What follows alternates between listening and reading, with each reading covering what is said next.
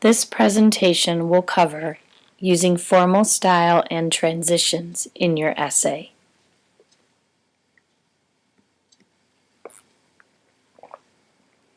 All language can be either formal or informal. The choice of which to use usually depends on your audience. In other words, it matters who you're speaking to or who you expect to read your paper when you decide which type of words to use. As a teen, most of your speaking and writing is informal. However, as you move forward in your schooling and into the adult world, formal language will become more common. Therefore, in order to begin your practice, I am requiring you to use a formal writing voice in your informational essay. How do you go about producing formal writing? Well, here are 4 key don'ts. First off, don't use slang. The language that you use in the hallways with your friends is out. The language that you would use if you wanted to make your grandmother proud while dining out at a very fancy restaurant and seated next to the pastor of your church, that's what's in. So this sucks would become this is horrible. A second don't of formal writing is don't use contractions or abbreviations. So isn't becomes is not, or the abbreviation LBS, for instance, would be written out as pounds. Thirdly, don't write in first person. This is an easy thing to slip into when writing about American history. We want to use words like I, me, my, we, us, our, and say things like, we fought the British. But that's actually incorrect. You and I were not involved in fighting the Revolutionary War. So if you find yourself using phrases like we need to, remember to switch them over into third person. It is important too. Finally, don't give stage directions. Nobody needs a play-by-play of how you went about writing your essay. Cut out phrases such as, I am going to tell you about, or I did some research and learned.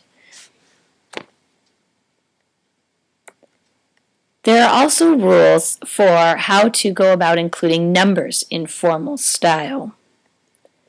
First, spell out numbers that can be written in one word. For instance, 1 or 17. 21 or 102 would take multiple words to spell out, so they can be written in digits. A second number rule is to spell out numbers at the start of a sentence, even if they would take more than one word to write out. When you spell out large numbers, use hyphens only between the tens and ones digits. So if I'm starting a sentence to say 55 men were at the Constitutional Convention, I would spell out the number 55 and use a hyphen. Same thing if I'm talking about 224 years ago. Notice the only hyphen appears between the tens and ones digits.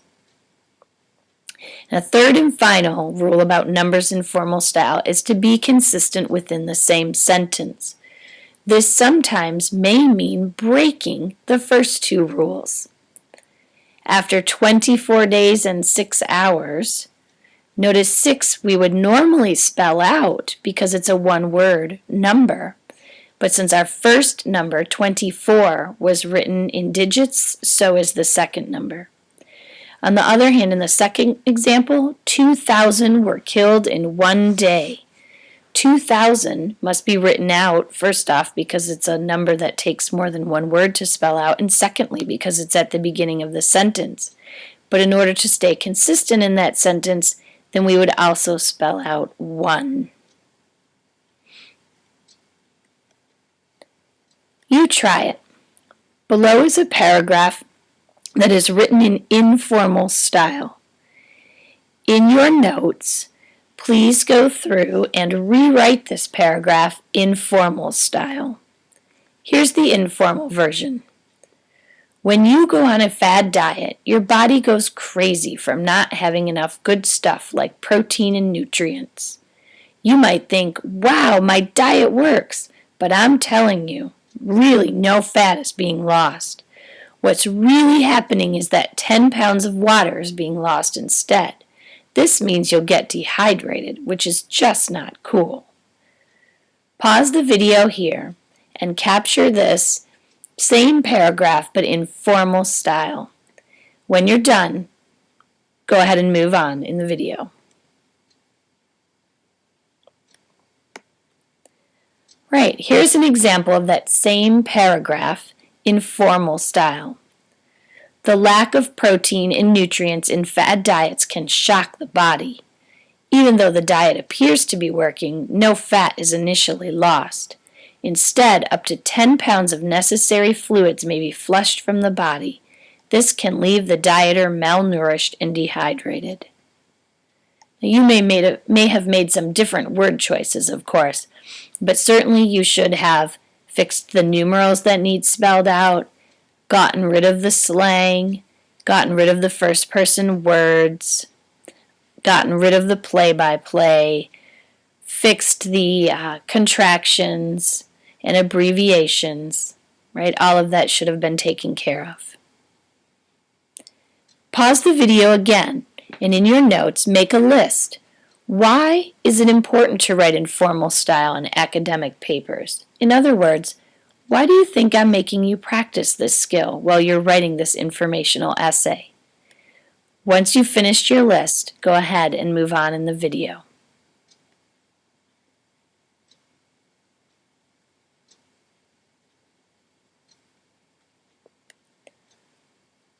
Now for a quick review about transition words and phrases. You use these when you are writing your story, but transitions are helpful in all genres of writing, including essays. Remember, transitions are road signs for your reader, linking your ideas together and making your thought processes and connections clear. Transition words also help your writing to have flow. Below is a paragraph without transitions. Listen as I read it to you. Students who write academic essays need to provide effective transitions that connect their main ideas. These words and phrases link one sentence to the next. The use of transitions will make the writing more fluent and less choppy. Many students fail to use effective transitions, and their essay comes across as disconnected. Writers should always be aware of the need to link both sentences and paragraphs together with transition words and phrases. Now you try. Pause the video here and add in some transition words and phrases to create better flow in this paragraph. If you're uncertain of which words you might add, use the list provided in your workflow packet. And while you're at it, why don't you fix the T at the beginning of that third sentence, which I forgot to capitalize.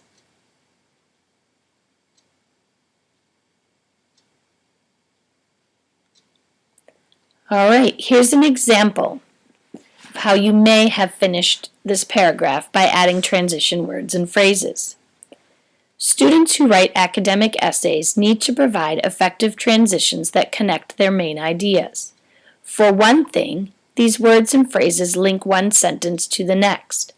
Moreover, the use of transitions will make the writing more fluent and less choppy. Unfortunately, many students fail to use effective transitions, and as a result, their essay comes across as disconnected. To avoid this, writers should always be aware of the need to link both sentences and paragraphs together with transition words and phrases. Now you may have chosen different words or different placements of the words in your paragraph, but you get the idea.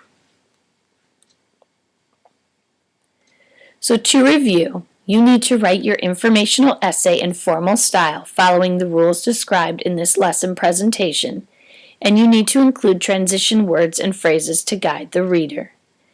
So when you get back to work, backtrack through however much of your draft you have written so far and fix any instances of informal writing or fix any choppy writing that needs transitions. Then, as you progress forward to finish up your essay, remember to apply these rules and techniques.